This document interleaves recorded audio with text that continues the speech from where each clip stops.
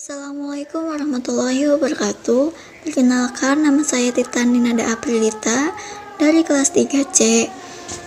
Di sini, saya sedang berada di area kampus, yaitu tepatnya di Fakultas Ekonomi. Di sini juga, kami menimba ilmu dan belajar mengenai tentang manajemen. Ada yang tahu nggak sih manajemen itu apa? Yang dari anak ekonomi pasti tahu dong manajemen itu apa. Sebelum saya menjelaskan mengenai tentang manajemen, mari kita simak dulu wawancara mengenai Dani, biasa dipanggil Dani. Oke, saya mau tanya, Mas tahu nggak sih apa itu manajemen? Tahu, tapi ya cuma sedikit sih. Menurut Mas manajemen itu apa? Kalau menurut saya manajemen itu suatu ilmu yang mempelajari mengenai bagaimana caranya suatu ilmu yang mempelajari bagaimana caranya agar mewujudkan tujuan dari suatu kelompok untuk tujuan yang sama untuk sampai tujuan. Oke, baik. Contoh dari kehidupan sehari-harinya dari manajemen tuh yang kayak gimana sih? Kalau kehidupan sehari saya ngambilnya yang ini aja, yang dari misalkan yang dari hima saya sendiri. Oke, baik. Itu ya kayak ngelompokin misalkan ada suatu tugas. Itu bagaimana kita membagi tugas untuk agar kita tuh bisa sukses dalam tugas tersebut, agar bisa bisa dengan mudah. Oke, baik. dengan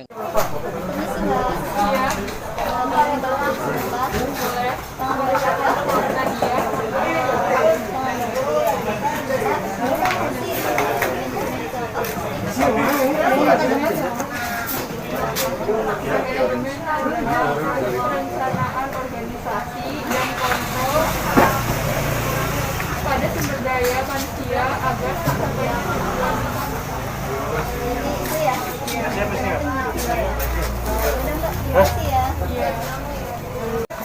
Dari hasil wawancara atau observasi di lingkungan sekitar, dapat disimpulkan bahwasanya manajemen itu yang akan saya jelaskan di materi selanjutnya. Manajemen merupakan kegiatan atau rangkaian tindakan atau proses untuk mencapai tujuan yang telah ditetapkan melalui kerjasama dengan orang lain.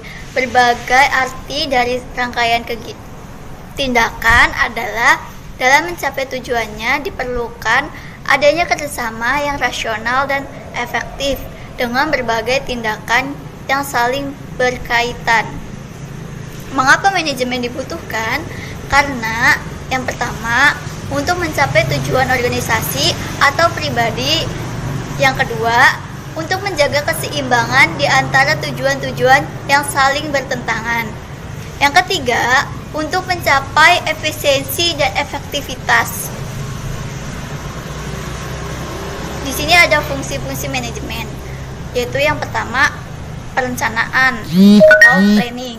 Perencanaan adalah proses untuk menetapkan tujuan dan visi organisasi perusahaan sebagai langkah awal berdirinya sebuah organisasi. Fungsi perencanaan identik dengan penyusunan strategi, standar, dan serta arah dan tujuan dalam mencapai tujuan perusahaan.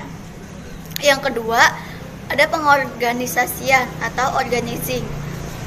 Pengorganisasian berhubungan dengan bagaimana mengatur sumber daya baik manusia maupun fisik agar tersusun secara sistematis berdasarkan fungsinya masing-masing.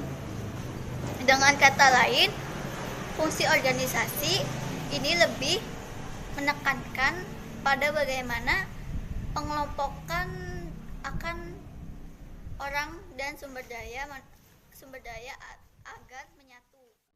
Fungsi manajemen dalam hal pengarahan lebih menekankan pada upaya untuk meningkatkan efektivitas dan efisiensi kinerja dengan optimal, mulai dari pemberian bimbingan kerja, motivasi, penjelasan tugas rutin, dan lain sebagainya.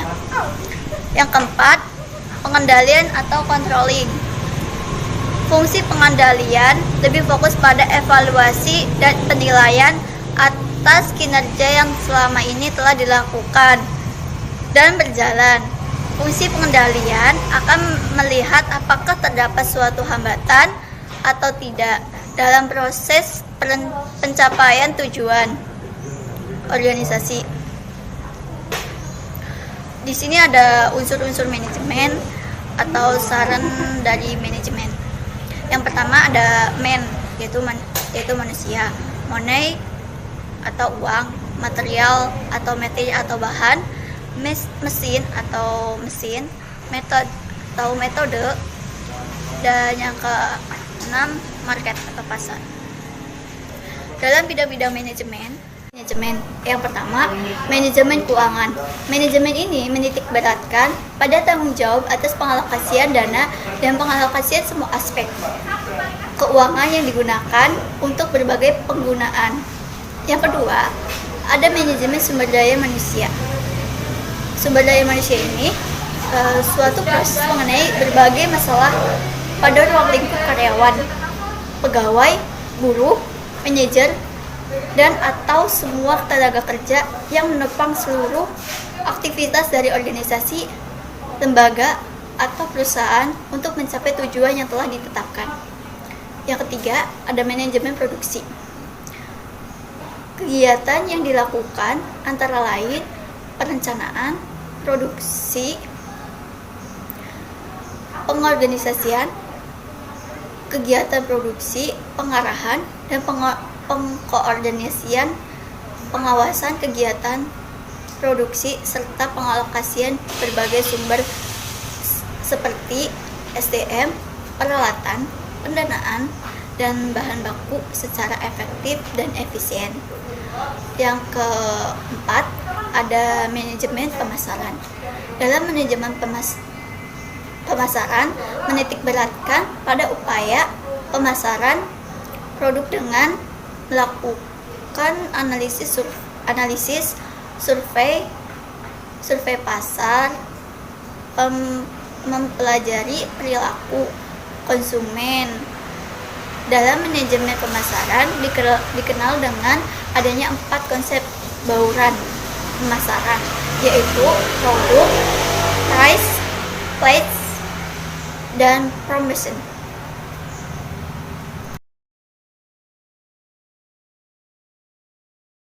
Perkenalkan, nama saya Maulana Rizky dari Fakultas Ekonomi Prodi Manajemen. Di sini saya sedikit akan mencoba menanyakan karena kan ini tugas juga. Sebenarnya pernah dengan siapa ya? Saya sendiri dengan Toto. Ya, untuk Mas Toto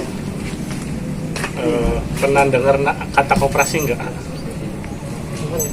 Pernah, mungkin sangat familiar. Iya. Nah, kalau makna dari koperasi itu tahu nggak?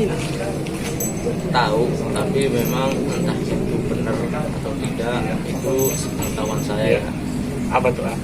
Jadi koperasi itu salah satu bentuk pelayanan dari segi bisa membantu memberdayakan masyarakat ataupun usaha, yaitu masyarakat pribadi sendiri, yaitu dari tingkat usaha dari masyarakat itu, yaitu individu, yaitu kelompok. Jadi koperasi itu menyediakan ataupun membantu pemberdayaan dari masyarakat sendiri, yaitu berupa barang, yaitu berupa jasa, yaitu berupa uang. Jadi koperasi itu untuk membantu perekonomian masyarakat setempat. Seperti itu. Ya, jadi pengertian makna dari berarti sudah cukup lumayan mengerti ya tentang apa itu koperasi ya. Udah sih mungkin begitu aja ya wawancara dari saya. Terima kasih Oke. Namanya siapa? Ahmad. Sama saya Maulana Rizky. Saya kan kebetulan di sini dari Prodi Fakultas Ekonomi ditugaskan untuk wawancara Sebelumnya tahu nggak tentang koperasi? Koperasi ya. Koperasi itu sebuah organisasi ekonomi yang dimiliki dan oleh seseorang demi kepentingan bersama. Kayak semacamnya kalau pandangannya singkatnya mah kalau koperasi ini pada umumnya pandangannya tentang simpan pinjam uang, ada seperti petani ataupun lainnya. Kalau jenis-jenisnya atau enggak? Kurang tahu itu. Kurang tahu. Ya koperasi kalau jenis-jenisnya kan ada 4 lah, ada simpan pinjam, ada konsumsi, produksi, jasa. Iya tahunya tuh seperti aja. Oh gitu ya. Ya udah maaf mengganggu. Iya siap. Sebelumnya makasih udah mau diwawancara. Iya. Ya, assalamualaikum warahmatullahi wabarakatuh. Perkenalkan, nama saya Maulana Rizky Ibrahim. Saya dari manajemen 3C. Di sini akan sedikit menerangkan tentang koperasi. Definisi umum dari koperasi. Koperasi adalah organisasi ekonomi yang dimiliki dan dioperasionalkan oleh sekelompok orang dengan tujuan adanya pencapaian kepentingan bersama. Koperasi di sini dioperasionalkan berdasarkan pada sebuah kegiatan yang diprinsipkan pada gerakan ekonomi rakyat dengan menganut asas kekeluargaan. Pengertian koperasi sendiri ditulis dalam Undang-Undang Nomor 25 Tahun 1992, di mana pada Undang-Undang Nomor 25 Tahun 1992, koperasi adalah badan usaha yang beranggotakan seseorang atau badan hukum yang melakukan kegiatan berdasarkan prinsip koperasi sekaligus sebagai gerakan ekonomi rakyat yang berasaskan kekeluargaan. Sejarah koperasi. Sejarah koperasi sendiri dimulai pada tahun 1986 atas ide dari tokoh yang bernama Raden Arya Wiriatmadja. Beliau sendiri pada saat itu menjabat sebagai Patih Purwokerto. Atas ide dari beliau bisa menyelamatkan para pegawai, petani, atau para pedagang dari hisapan lintah darat melalui koperasi. Pada tahun 1947, tepatnya pada tanggal 12 Juli 1947, pemerintah berhasil menyelenggarakan Kongres Koperasi yang pertama di Tasikmalaya, Jawa Barat. Namun, karena tekanan baik itu secara dari agresi militer Belanda atau dari berbagai pihak, sehingga keputusan yang pertama tidak bisa dilaksanakan secara baik. Sehingga pada tanggal 12 Juli 1953, pemerintah mengadakan Kongres Koperasi yang kedua yang diadakan di Bandung. Kongres Koperasi yang kedua ini menghasilkan beberapa keputusan. Di antaranya adalah mendirikan Dewan Koperasi Indonesia atau Dekopin sebagai pengganti Sokri. Lalu memutuskan pendidikan koperasi sebagai salah satu mata pelajaran di sekolah, serta mengangkat Bapak Muhammad Hatta sebagai Bapak Koperasi Indonesia. Selanjutnya adalah tujuan koperasi.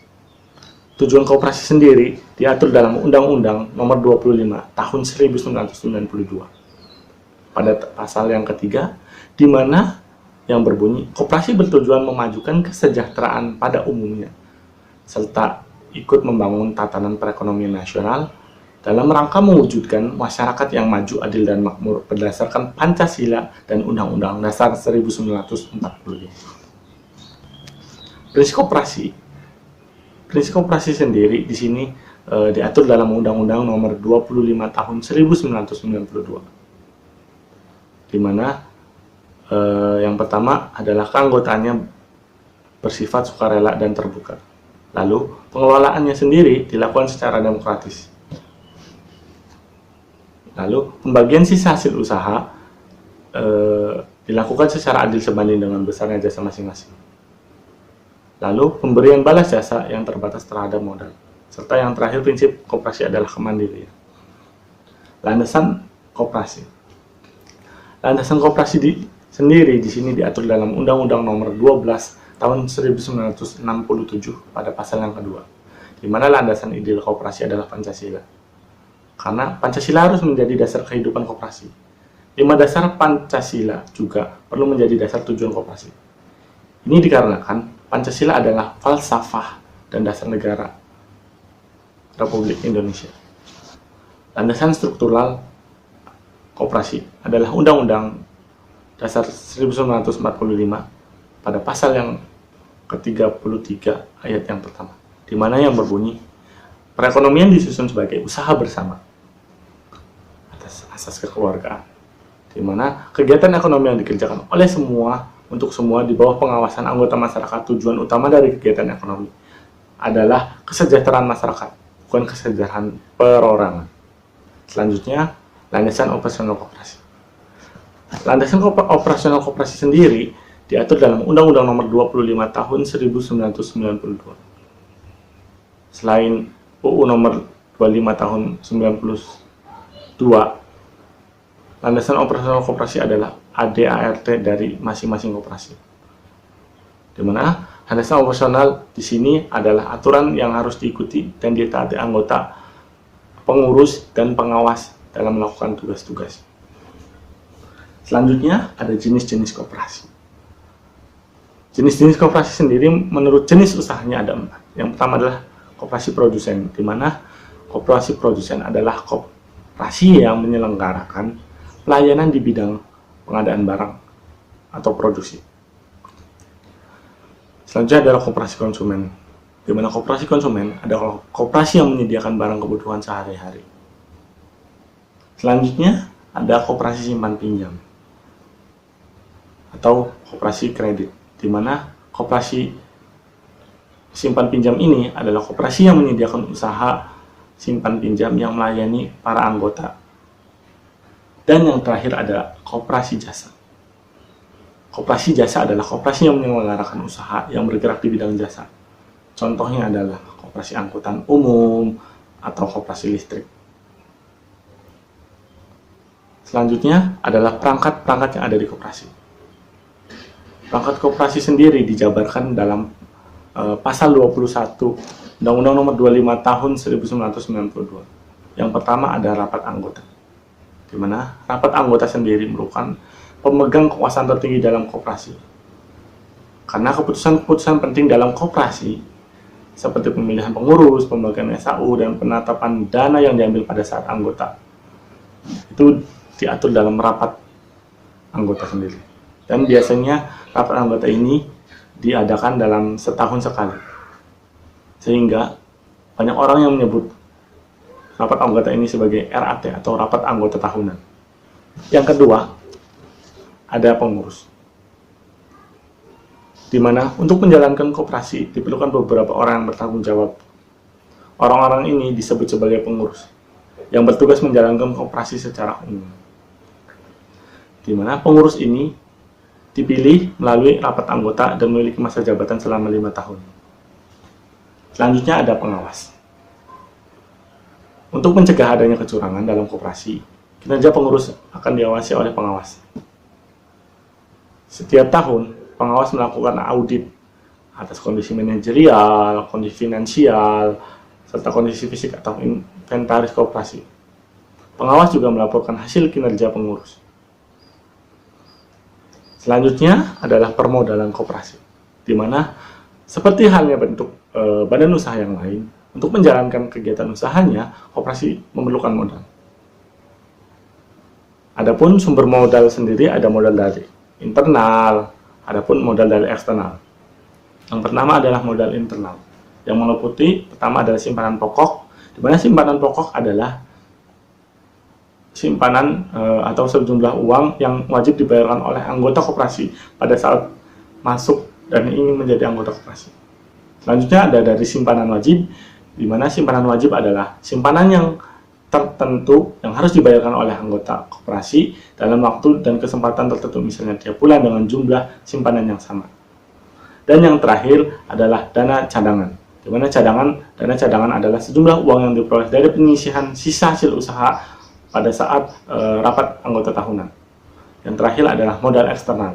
Modal eksternal di sini ada hibah, di mana dana hibah di sini adalah sejumlah uang atau barang modal yang dapat dinilai dengan uang. yang diterima dari pihak lain yang bersifat hibah. Pemberiannya tidak mengikat. Sekian penjelasan dari saya. Kurang dan lebihnya mohon maaf. Wallahumma muwaffiq ila aqwamit thoriq. Wassalamualaikum warahmatullahi wabarakatuh.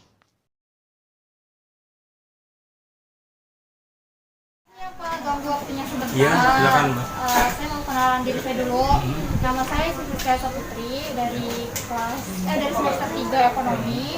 Nah, saya mau wawancarain Bapak nih. Kalau boleh tahu nama Bapaknya siapa dulu? Nama saya Abi, Mbak. Oh, Abi. Teman-teman di sini sering manggil saya Abi. Jadi saya juga boleh manggil Abi ya. Boleh, silakan. Saya mau tanya nih sama Abi. Saya punya 3 pertanyaan sih sama Abi. Jadi yang pertama dulu ya, Abi. Yang pertama, Abi tahu nggak sih kepanjangan dari UMKM itu apa? Kalau UMKM itu sebenarnya hampir sama ya. UMKM atau UKM sama aja. Tapi kalau UMKM itu usaha mikro kecil menengah. Tahu Abi seperti itu. Kalau manfaatnya nih, Bi, manfaat dari UMKM itu apa?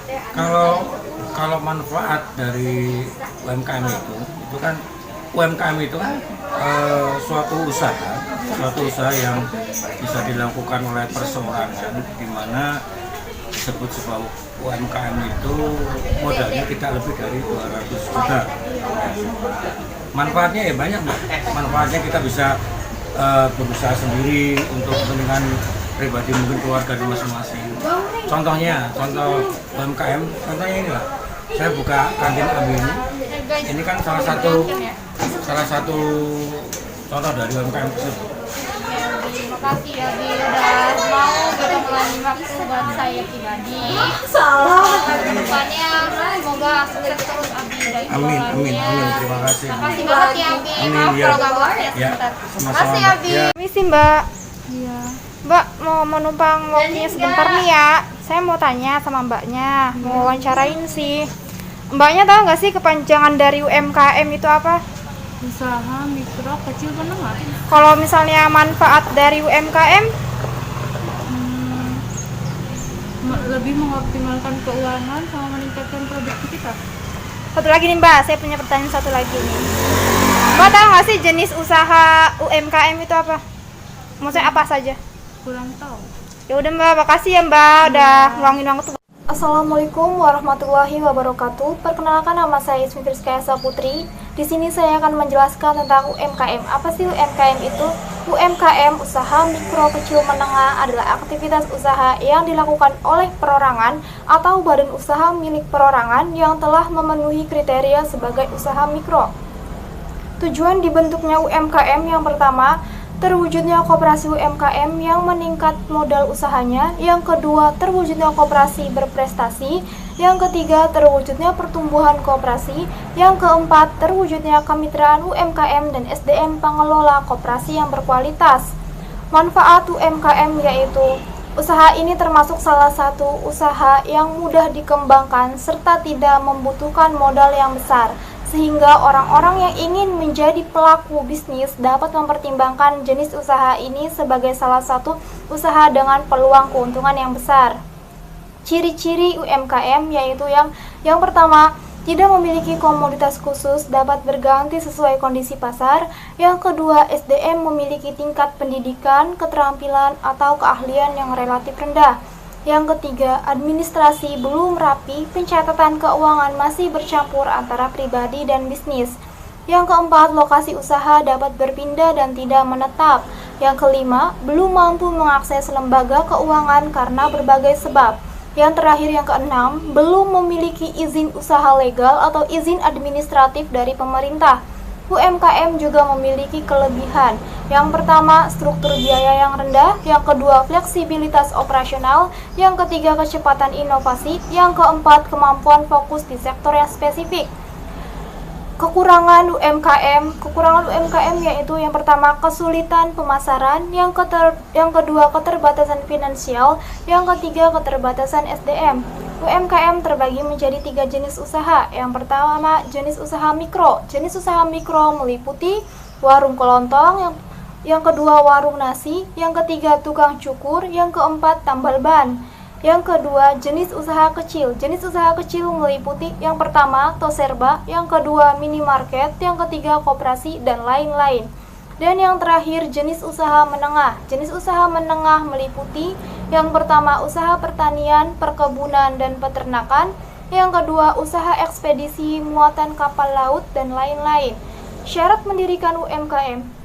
Usaha mikro sebenarnya tidak memerlukan izin karena berjualan di depan rumah pun sudah termasuk usaha mikro. Sedangkan untuk usaha kecil dan menengah harus memiliki izin administratif dari pemerintah. Legalitas perjanjian usaha kecil meliputi yang pertama, nomor izin berusaha atau NIB, yang kedua, surat izin usaha perdagangan kecil atau SIUP. Legalitas perjanjian menengah meliputi yang pertama, akta pendirian, yang kedua, nomor pokok wajib, yang ketiga, nomor izin berusaha, yang keempat, surat izin usaha perdagangan menengah. Bagaimana cara mengembangkan UMKM di situasi seperti ini? Yaitu dengan cara yang pertama, membangun brand, yang kedua, mendapatkan legalitas, yang ketiga, mengikuti festival, yang keempat, menggunakan teknologi, dan yang terakhir yang kelima, kerjasama dengan lembaga keuangan. Mungkin itu saja yang bisa saya sampaikan, kurang lebihnya saya minta maaf. Wassalamualaikum warahmatullahi wabarakatuh.